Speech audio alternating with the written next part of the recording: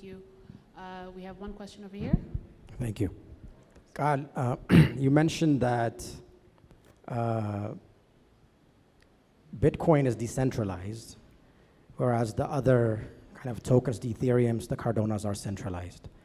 Can you explain what that means a little bit and what makes Bitcoin fundamentally different than those other tokens? So, fantastic question, because this is what led me to continue on for the past 2 years and go down this rabbit hole. But the idea that Bitcoin is decentralized, right, so best way I can explain this is nodes, right? We went back to that concept of running a node, which means you have 200 gigabytes of data on your laptop. That data points to a ledger of all of the transactions, right? So that's one node. You have one node, you're running one node. Now, to kind of give it a dynamic opposite, the Federal Reserve in the United States, they have the power to print currency. They run one node, and it's not transparent. It's within their offices, right? They have a board, they have decision makers, they have, I assume their legislators are a part of those decisions. So that's the antithesis of Bitcoin. They have one node, we can't see into it, we can't see it, right? They tell us, oh, we're gonna print 2 trillion this year, oh, we're gonna print 5 trillion this year, right? And then you have tokens and coins and that might have a handful of nodes, right? 5 nodes or 10 nodes, which means 10 people around the world are able to verify what's going on, right? Are they printing more? Are they printing less? X, Y, and Z. Now with Bitcoin, you have a very large community, tens of thousands of node operators. So, that's why it's, maybe it's not a question of decentralized and centralized, but maybe it's a scale, right?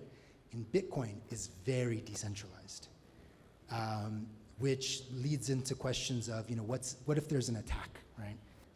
Any program or software can be theoretically hacked into. It just takes a great deal of money, right, and energy. And to hack the Federal Reserve node, it would just require me going into their Microsoft Outlook account, finding their one password for that one office, and then messing around with it, right?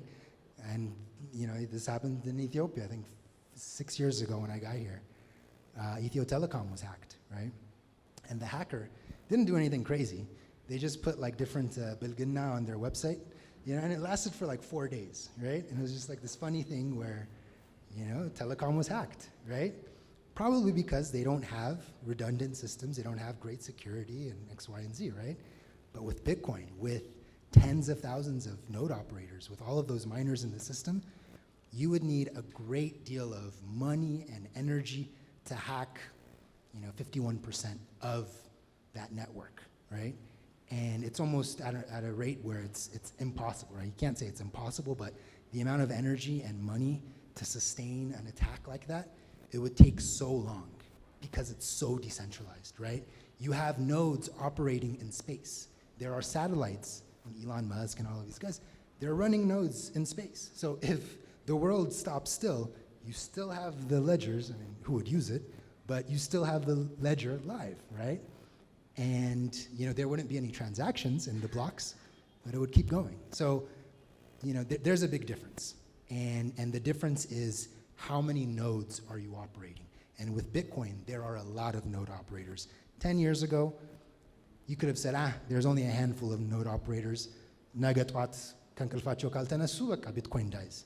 ዛሬ ግን there are companies dedicated to strengthening the technology. There are Fortune 500 companies that are jumping on board. So the more nodes there are, the higher the hash rate is, the higher the security becomes within the system. Thank you.